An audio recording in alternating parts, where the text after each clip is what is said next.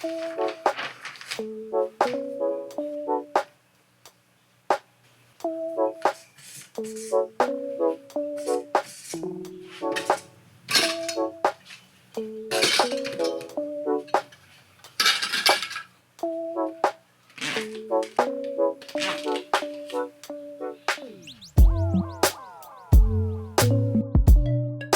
up, y'all? Today we are talking about two new whistles, two Dixon whistles, the nickel trad and the DX005, I think. Yes, DX005. These are two whistles. Full disclosure, I just bought these. I was looking around on Amazon to see what was out there. I've only ever played one Dixon whistle in the past. I did a video on it. I'll post it up here if you want to check it out. It was their most absolute basic model. And I was impressed with the tone and the affordability of it. It just never really did much for me. It just didn't look like much. It was fine, but I know a lot of you guys play these other models, and I figured I haven't really given them a fair shake. I ought to just try them and see what they sound like. So these weren't provided to me. I just bought them. Just figured I'd give it a shot, see what they sound like. Couple of basics out of the way real quick. The nickel trad whistle goes for about $28 US. The 005 model is about $50 US. Difference in price, still I would say in that sort of mid-range price category. That I would put a few other whistles in that group too. So kind of between your entry-level generation and the high-end Humphrey, Copeland on up. So kind of in the middle. A reasonable price for a professional, hopefully professional quality instrument. All right, so let's play a few things here. We're done with these. Move these out of the way here. Let's play a few things first. I'm going to start with the trad nickel. This one, this guy here.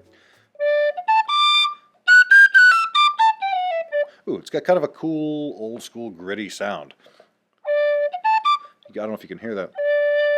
It's got a bit of that grindiness to it, which is classic in the Fadog and Generation style whistles. So.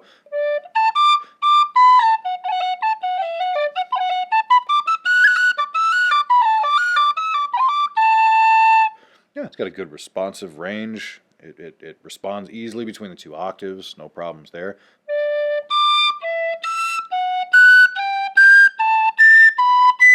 Yeah, really easy.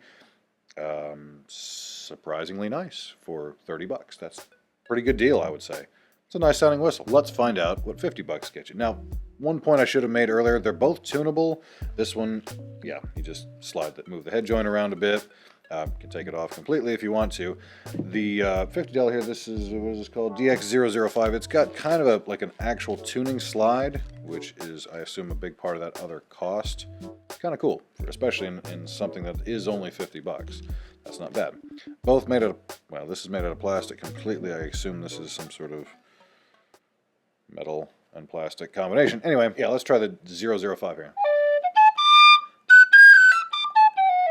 Clearer, I would say, a little cleaner tone.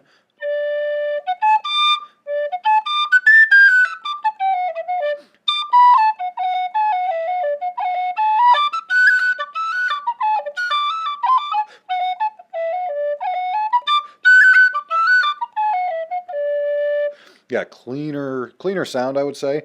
Also easy to get.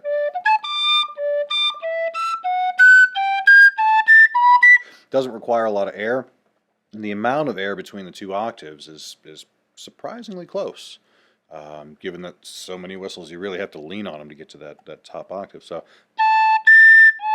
yeah, not a lot. That's surprising as well. Really nice, I think. Let's talk a little bit of nitty-gritty before we do some comparisons in tone and stuff to the other whistles.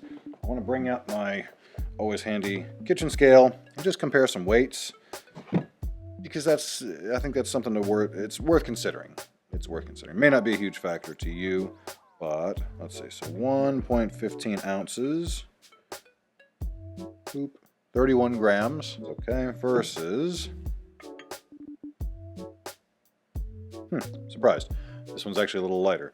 The 005 is a little bit lighter, 1.05 ounces or 30 grams. Barely, slight difference, but I'm curious to know if we compare that to something that I am more familiar with, my standard Gary Humphrey. A little heavier. Yeah, interesting. Okay, 1.35 ounces 38 grams. And then something noticeably heavier, the Lear, for reference as well. Yeah, 3.4 ounces. Significant, right? 96, 95, 96 grams. Yeah, so there you can see these are light. So if that's a concern, if that's a consideration for you, if you would rather hold something lighter rather than have to have a big heavy chunk of metal like this, definitely significantly lighter. My concern with that is it feels like I'm not in control of it. I kind of like something with a little bit more weight to it, but that's just me, and that's probably just a matter of getting used to it. It feels like I might lose it. I probably won't. That's in my head. That's the difference to me with having such a really light whistle. Okay, let's talk tone. Comparisons tone. Let's talk the difference in tone in these whistles. Let's talk the difference in tone between these whistles. Again, reverse order here. There's nickel basic model one. Sort of that gritty sound. I compare that to the one that y'all are probably more used to if you're listening to my channel. That's my Gary Humphrey. Hear how much clearer that is. That's not a slight. That's not an insult. It's just different. Some folks prefer that gritty sound. Some folks prefer a more clean sound. Then ramping it up again. Yet another layer of clean, I would say, when you get into something that dense, that heavy. So compare that again here. Feels like sort of a splitting the difference between the grittiness and the cleanness here. Again, comparing. I can hear a pretty substantial difference. Do you? Do you guys hear a difference? I'm curious.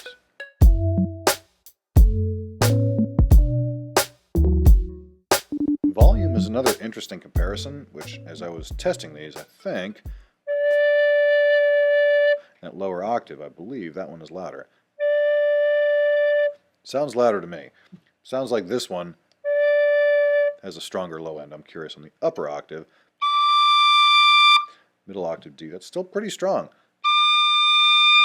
Pretty close, I would say. And then the higher octave, that's pretty shrill. Similar, I think this one has a better lower end.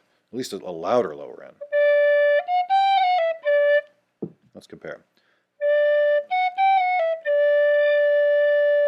It feels louder. The nickel one here, it feels louder, which, as with all of these things, may or may not be a huge consideration for you, but it feels more balanced, more even between the lower octaves. I mean, honestly, that's my only complaint. It's not really a complaint. That's the only thing that I would point out about my Gary Humphrey whistle, is that there's a significant difference between the lower octave and the higher octave in terms of volume. It really ramps up. Not a big deal. I know how to adjust to that when I'm playing on a mic. But if you're looking for something a little bit more uniform, this one feels a lot more uniform, which is kind of surprising, especially given the low cost. It may not be an issue for you at all, but it's, I thought, worth mentioning. The last thing I want to look at here is balance point, which, as y'all know, if you followed my channel for a while, that's my favorite thing to complain about. My ideal balance point is just north of that top B hole there, which hopefully you can see in my overhead there. That's kind of what I'm used to. That's what this whistle is. That's what a generation style. This is actually a Fadog, but it's going to be pretty close, I think, to that point. A little lower than I remembered. Right off that hole. So that's kind of your standard point of balance. Now compare that with my last bit of show and tell, the Killarney whistle, or the Cint, which is what this is patterned after. You can see the balance point on this is significantly higher, right? Significantly further north of that B-hole. Now compare that to these whistles, and I think we're going to be we're going to be very similar to what I would say is the ideal balance point for me. Again, that's a personal preference issue. Some folks may not care at all, but these are going to be very similar, just barely north of that hole, which is where I like it to balance. If you do too, then you're probably going to be pretty happy with either of these. If not, if you prefer the Killarney style where it's weighted up towards the top, towards the mouthpiece, then it's going to feel a little out of balance to you. Something to keep in mind. So, what do you guys think? How do these sound to you? If we were comparing them, do you have a preference? Would you say one sounds better? Do you like that gritty sound? Do you prefer the clean sound? What do you guys think?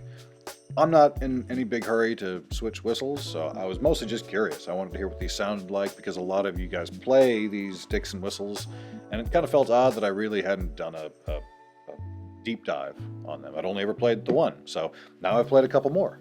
I'm glad I have because they're good, and I would say I'd recommend them, especially at that price point. That's pretty good. It's a good deal. You're getting a quality instrument, at least in my opinion. What do you guys think? Let me know. All right, y'all. I will see you guys in the next one. Cheers.